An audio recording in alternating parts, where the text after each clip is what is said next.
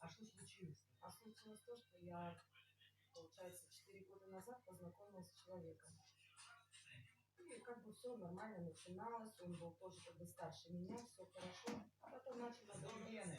Да, тоже вот, начал издеваться надо мной, всячески закрывал меня дома со своими собаками. Его мать всегда говорила, что я якобы из-за денег, а у него кроме квартиры и это обычные съемные, и 2 собак, у него больше ничего не было. Я так еще думаю, да, извини, если там деньги были бы, а у него ничего такого не было.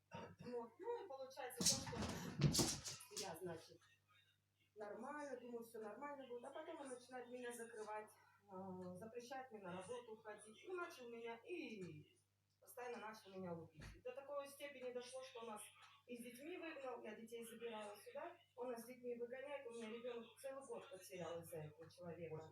Вот осень, а 10 ноября мне нужно как-то все это, а он на меня кидается, ну, напился и кидается драться.